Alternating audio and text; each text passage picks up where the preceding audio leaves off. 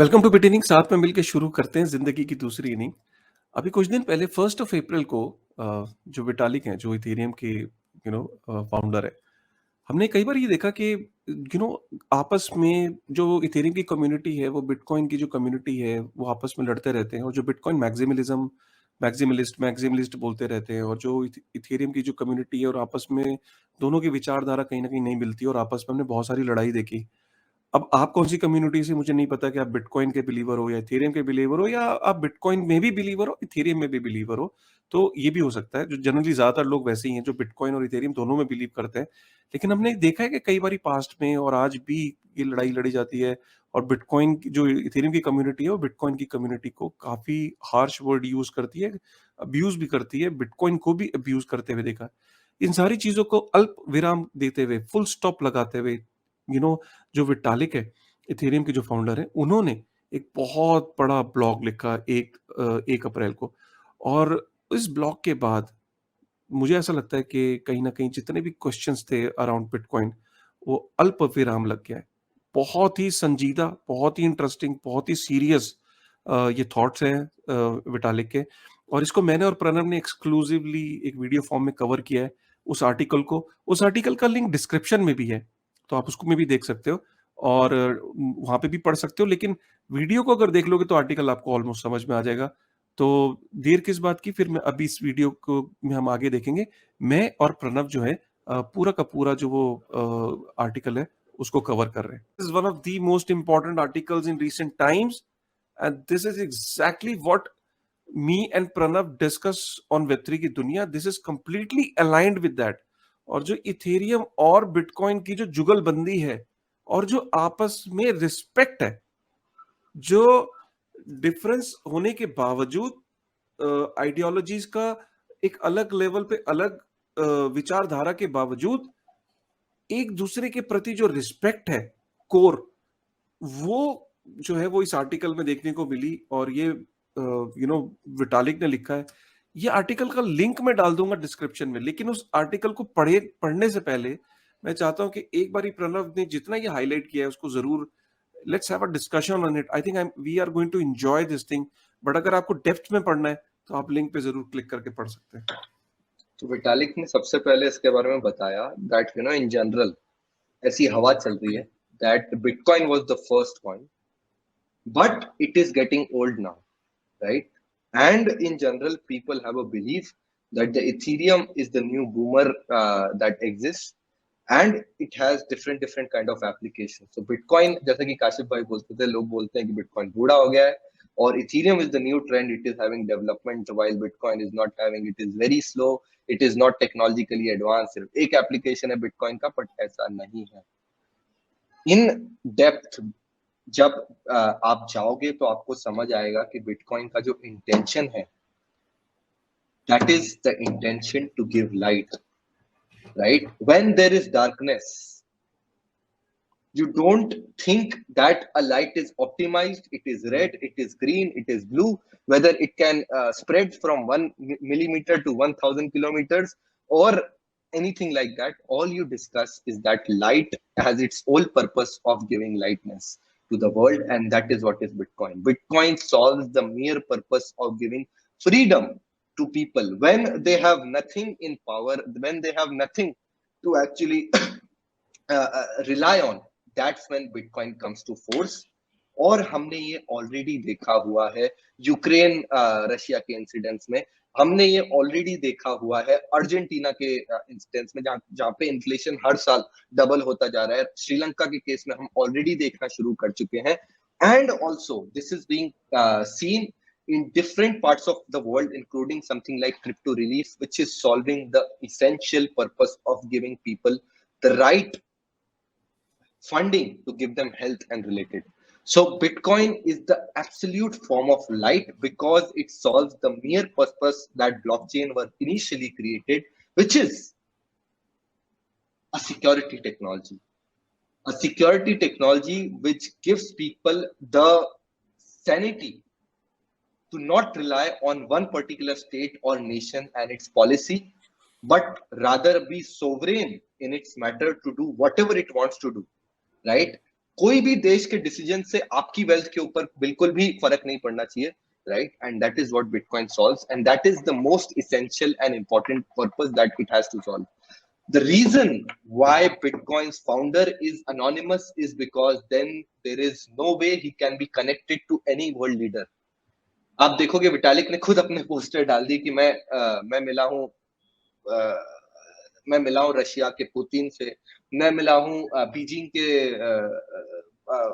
एक मिनिस्टर से, मैं मिला हूं मेयर ऑफ जेरूसलम से, मैं मिला हूं the IT minister of Taiwan से. I have met all these people in my life, and that's why I have a stature that अगर कभी इन states के खिलाफ इथीरियम को जाना पड़ा, so there is a chance it will not go, right? Eventually it is decentralized and Vitalik is not the power, but still right now there is a chance that Ethereum will not be able to go, while because Bitcoin is anonymous and it is totally decentralized, it has the power to go. यहाँ पे देखिए, which ecosystem would you more willing to put your foot down and refuse to censor them, no matter how much pressure is applied on them to do so? कौन सा particular network है, Bitcoin या Ethereum, जो अपने foot down करेगा, centralization को accept कर लेगा, Bitcoin या Ethereum? Whenever it has forced to do that, it will definitely be Bitcoin, right? उसके बाद उन्होंने सबसे इंपॉर्टेंट, जो मैंने ऑलरेडी डिस्कस कर ली है बात, वो उसको बताया कि लोग बोलते हैं कि बिटकॉइन का एक ही एप्लीकेशन है, करेंसी, और इथेरियम के सातों आठों एप्लीकेशन है, उसमें कुछ कुछ यूजर्स हैं, कुछ कुछ लोग कुछ कुछ कर रहे हैं, एनएफटीज है, डीफाई है, सोशल टोकन्स है, but in general it is the currency aspect is not just first application, but it is the most successful and required application. इसमें Vitalik says that right now जो तो first world है ना, the rich people, they are flipping NFTs, they are doing things, they are having fun with Ethereum, right? And that is why they are not the most essential part of the application structure that exists, right? The rich country people have the main interest is having fun and using cartoon character profit to satisfy the first world needs for self-expression, and not building schools and hospital and solve other real world problems with this particular application. While with Bitcoin that is not the case. As it turns out, by far the most successful one is storing wealth and payment. 3% of Argentinians own cryptocurrency, 6% of Nigerians, 12% of people in Ukraine. By far the biggest instance of a government using blockchain to accomplish something useful today is cryptocurrency donation to the government of Ukraine, which has raised more than $100 million if you include donations from non-government Ukraine related efforts. So it is solving the problem of the problem of, the real problem which can create hospitals, which can impact humanity in real life, right? उसके बाद he discusses that people say that Bitcoin का जो code है वो बहुत simple है. It is not state rich. State मतलब data, ठीक है, एक तरह से ये समझ लो. So Bitcoin का जो कोड है that is not state rich, and it is just out there, right? But Vitalik says that it is not state rich because it is fundamentally simple to not sacrifice on security. इसको मैं कभी detail में discuss करूंगा, but अभी आप ये समझ लीजिए कि MEV एक बहुत बड़ी प्रॉब्लम है जो इथेरियम में एग्जिस्ट करती है, और वो इसलिए एग्जिस्ट करती है because Ethereum included complexities in state by making it's blockchain state rich, while bitcoin has a 7 मतलब उसका जैसा स्टेट बना हुआ है 1 MB block, and 10 minute block time transaction has made it super secure, and that's why that is the fundamental why Bitcoin was created, and that's why it exists. ठीक है, तो Bitcoin is a currency chain, right? इसमें transaction हो सके, and that's why it is made. While Ethereum में हमने currency भी डाल दी, application भी डाल दी, and that's why he also says layer 2s are important, ताकि layer 1 सिर्फ और सिर्फ currencies के लिए use हो और layer 2 application specific चीजों के लिए use हो. Then is when we can say Ethereum कुछ भी 0.1% भी आ चुका है Bitcoin, right? The last one and the most important one, जो कि काशिम ने और भी ज्यादा अच्छे से डिस्कस किया, is that in general the initial developers that come in the ecosystem, the initial coin that came into this ecosystem was Bitcoin, and the initial development that happened on Bitcoin was done by these finicky geeks, right? Who sit in pajamas in their particular room and are just having fun with technology just to have just with the right intent, not to make money, but to build something which is as useful as Bitcoin, which can empower societies and hospitals and change the way the world exists. This can only be done by finickies and geeks, while the new culture that Ethereum is introducing with VCs is something which is very different and is making the whole ecosystem not look super is making the ecosystem look superficial with all these business type people जो VCs बन के आ गए and have big LPs with them are making the ecosystem such that the real values are far away from its mere existence and why it came for, right? And that's why we always say that the maximalism that Bitcoin has, जो उसकी community है, उसमें अगर आप जाओगे तो आपको पहले गालियां पड़ेंगी, उसके बाद लोग आपको एक्सेप्ट करना शुरू करेंगे. That is because they call out all the shit you want to do. They really understand if you are getting into the ecosystem to make money and just make money, then you will be called out by the ecosystem, and that's not toxication, but rather that's how the sanity, the pureness of Bitcoin can exist, right? And in last, he says that it's better to mislead 10 newbies into avoiding an investment than turns out good than it is to allow a single newbie to get bankrupt by grifters. Meme coin को इसमें specify किया है, हम हर बार बताते हैं इसके बारे में.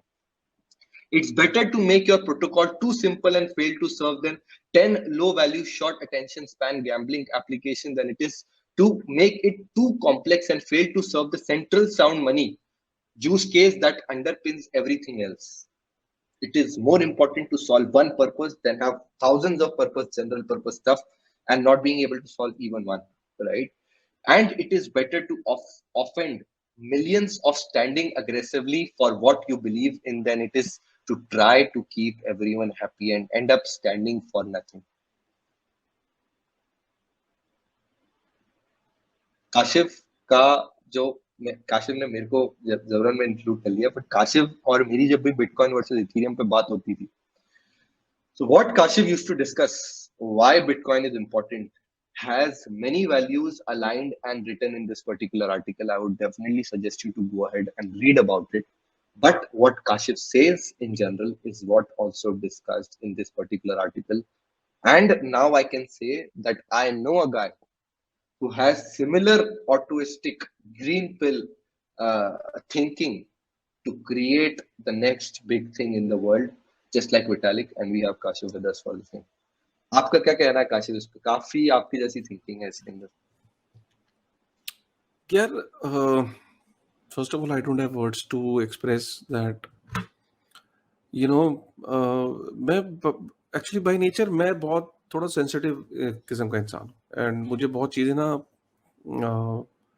टच कर जाती हैं और मुझे कुछ चीज़ें ऐसी होती हैं जो मेरे दिल को भा जाती हैं, भावुक हो जाता हूँ मैं.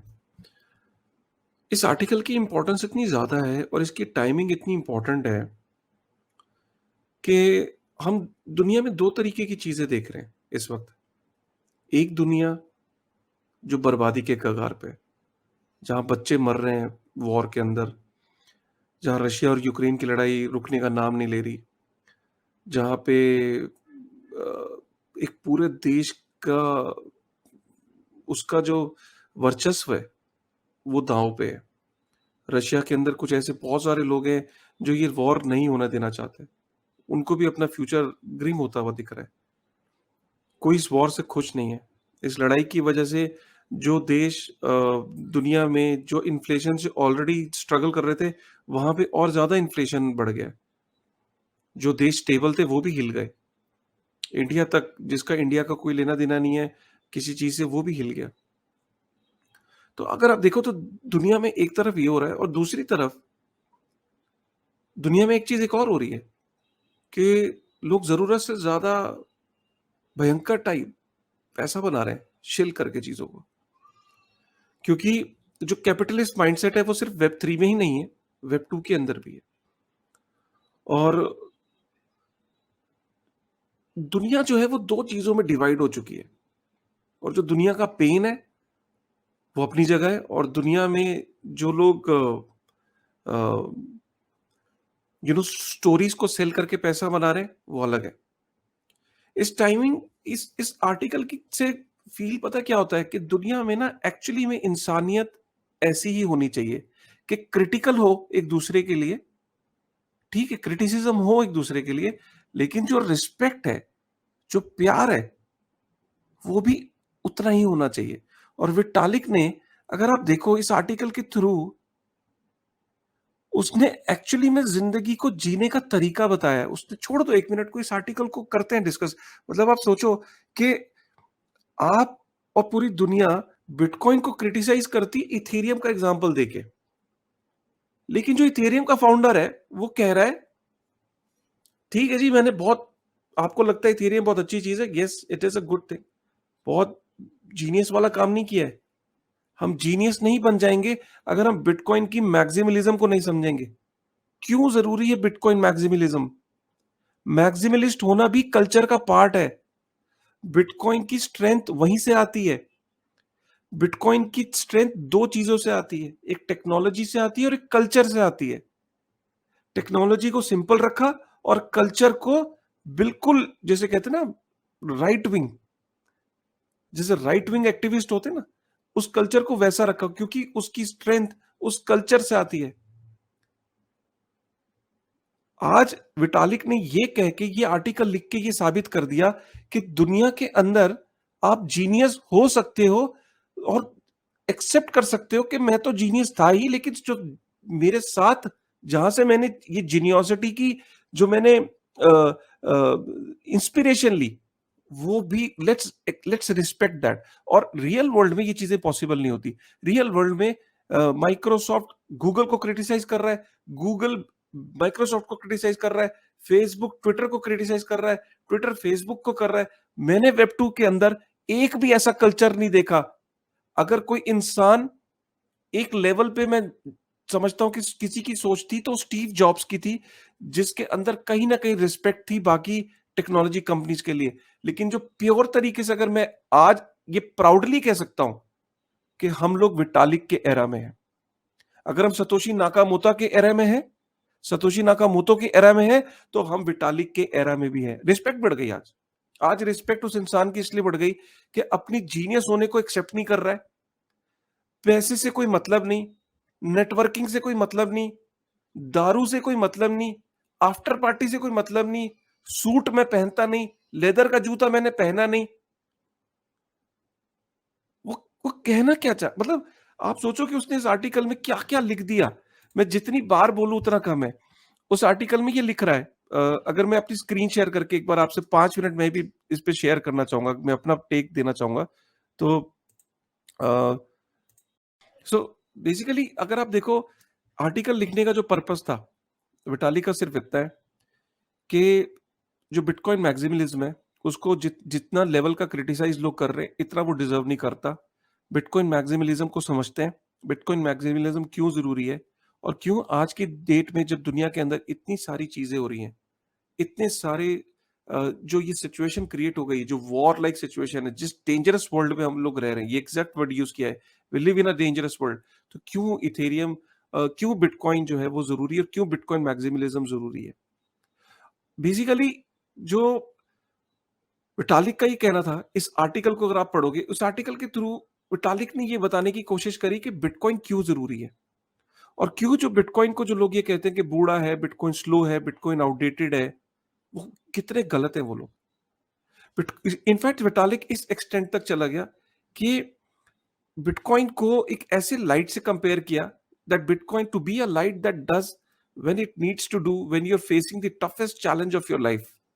मतलब आप, जब आप जिंदगी में, जब ह्यूमैनिटी अपना टफेस्ट टाइम जब फेस करती है, और पूछो उन लोगों से जो लोग यूक्रेन में इस टाइम सबसे अपनी जिंदगी का टफेस्ट टाइम फेस कर रहे हैं, पूछो उन लोगों से जो वॉर रिडन कंट्रीज में है, पूछो उन लोगों से, आपको उन लोगों से उन लोगों से जब वो अपनी जिंदगी के सब कुछ हार चुके हैं, उनके पास रहने के लिए घर नहीं, सड़क पे चलने के लिए उनके पास जूते नहीं, उनके पास खाने के लिए खाना नहीं, जिनके लिए उनकी पूरी जिंदगी के आगे अंधकार हो, the only hope, the only hope for them is bitcoin.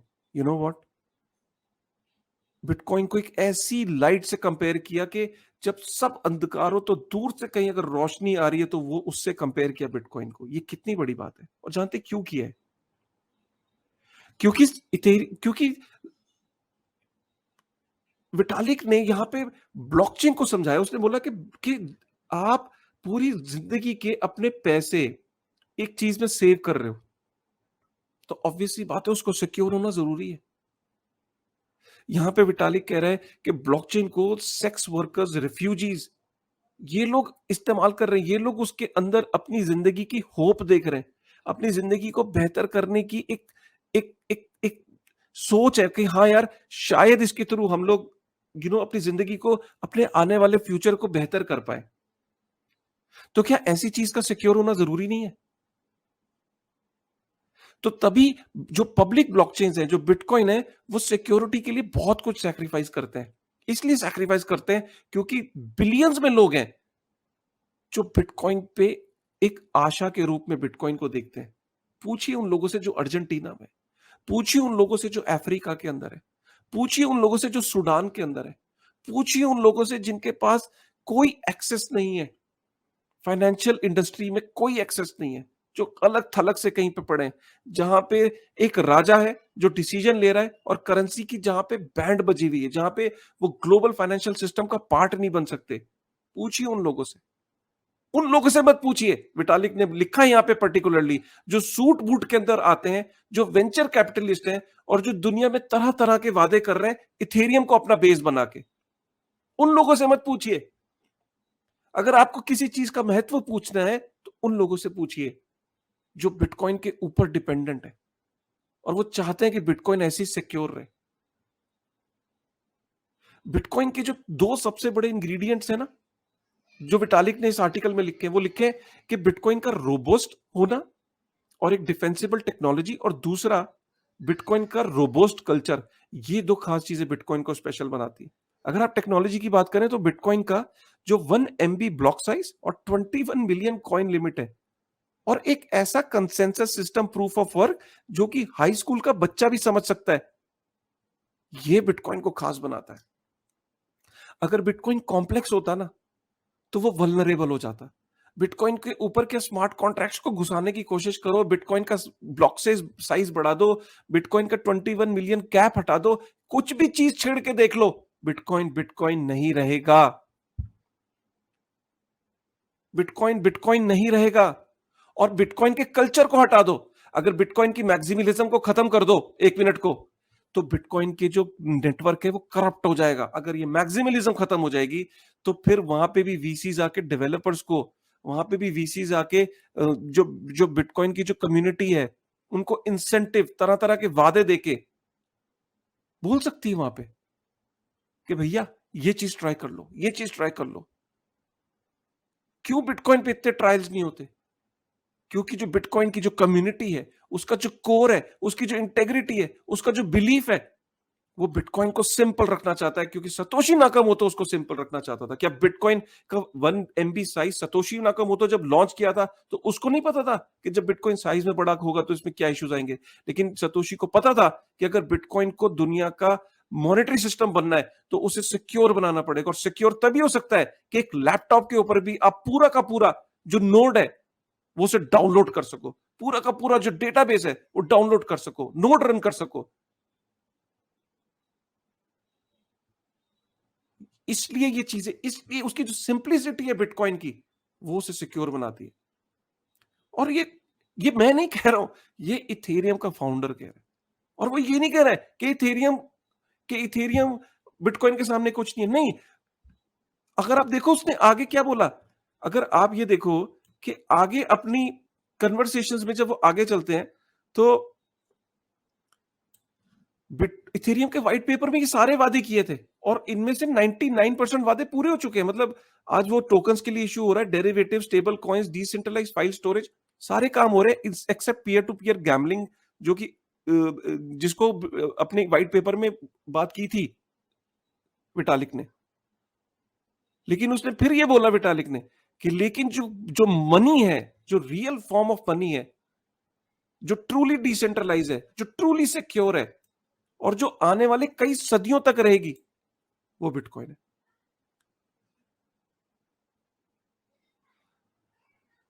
यहां पे क्लासिक एग्जांपल दिया कि किस तरीके से $100 बिलियन कैसे यूक्रेन की वॉर के अंदर जो बिटकॉइन है उसका बताया। आप आगे देखो कि bitcoin is a highly diverse group of both rich and poor people in many countries around the world including global south.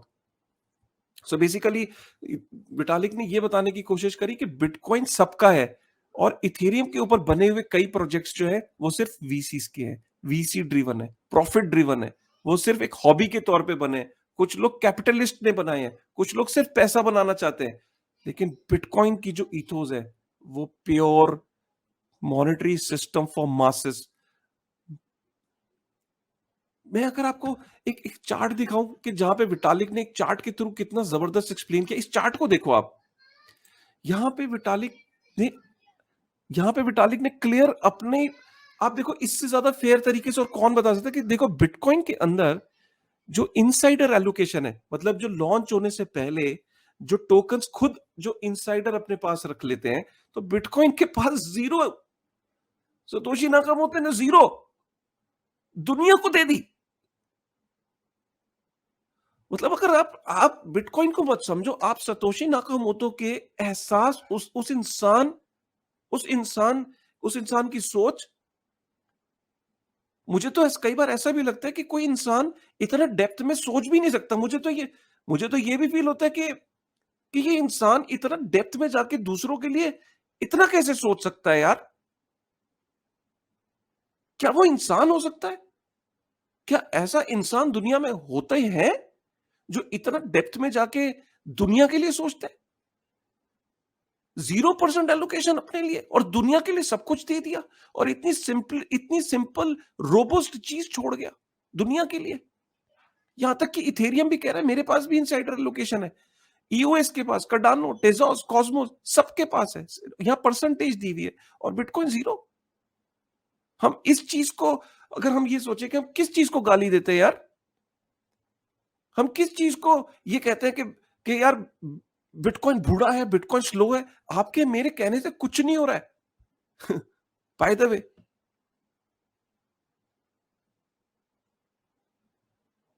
कहते हैं ना कि यार घर वाले कहते हैं बाइक पे जा रहे हो हेलमेट लगा लो, बाइक पे जा रहे हो हेलमेट लगा लो। नहीं, मैं हेलमेट नहीं लगाऊंगा, मुझे लड़कियां नहीं देखेंगी। नहीं, मेरे उड़ते हुए बाल देखेंगे तो लड़कियां देखेंगी। मैं बाइक नहीं चलाऊंगा, मैं बाइक पे हेलमेट नहीं लगाऊंगा। और एक दिन जब मेरा एक्सीडेंट होता है, उस दिन मेरे को मेरी मम्मी की याद आती है। मैं कहता हूँ यार मेरे माँ बाप कहते थे हेलमेट लगा ले। जानते हैं, तो दुनिया में कई बार केओस ये एहसास दिलाता है कि यार ओके, कैपिटलिस्ट कौन है और सतोशी नाकामोटो कौन था, बिटकॉइन क्या था। बहुत डेप्थ में नहीं जाऊंगा, मैं बहुत भावुक भी हो गया ये बात करते हुए। विटालिक के लिए बहुत इज्जत बढ़ गई, इथेरियम के लिए बहुत इज्जत बढ़ गई, इथेरियम कम्युनिटी के लिए इज्जत बढ़ गई, प्रणव के लिए इज्जत बढ़ गई। मतलब मैं इसको क्या कहूं, मतलब मैं भावुक हो गया ये कहते हुए कि हम एक ऐसे एरा में हैं जहां हम ऐसे शख्सियत को देख पाए कि हम अपने बच्चों को ये कह पाएंगे कि हम उस एरा में जिए थे, जो एरा सतोशी नाकामोटो का था और जिसको अप्रिशिएट विटालिक करता था, इज्जत करता था, पोस्ट लिखता था, अपनी कमियां बताता था। एक जीनियस दूसरे जीनियस की तारीफ करते हुए अपने प्रोजेक्ट की कमियां बता रहा है। यार ये दुनिया अगर ऐसी हो जाए ना, ये दुनिया अगर ऐसी हो जाए प्रणव, एक दूसरे के प्रति इज्जत, एक दूसरे के प्रति मान, एक दूसरे के प्रति सहनशीलता, एक दूसरे की रिस्पेक्ट, एक दूसरे के ख्यालों की, कल्चर की रिस्पेक्ट अगर आ जाए ना प्रणव, ये दुनिया is going to be the best place. And I am proud कि ये जो क्रिप्टो कम्युनिटी में जो सतोशी नाकामोटो, विटालिक जैसे लोग हैं, जो ओपिनियंस डिफरेंस होने के बावजूद एक दूसरे के लिए दिल से इज्जत करते हैं, और ये हम सब इंसानों को सीखना चाहिए इससे। Thank you very much. Definitely, मुझे भी यही लगता है, and I think the toxicity in the community has started after money has started flowing in, right? Yes, yes. जब इनिशियली डेवलपर गीक्स कुछ कुछ बना रहे थे तो वो सिर्फ मजे ले रहे थे, how to make this node like this, light client कैसे बनाए, चलो अब लाइट क्लाइंट बन गया तो फुल नोड के साथ आर्काइव कैसे करें। तो अगर आप इथेरियम मैजिशियंस की कम्युनिटी में जाओगे तो still you will find only good feedback. But अगर आप किसी टेलीग्राम सिग्नल के चैनल पे जाओगे तो वहां पे आप लोगों को देखोगे चिल्ला चोट करते हुए एक दूसरे के ऊपर।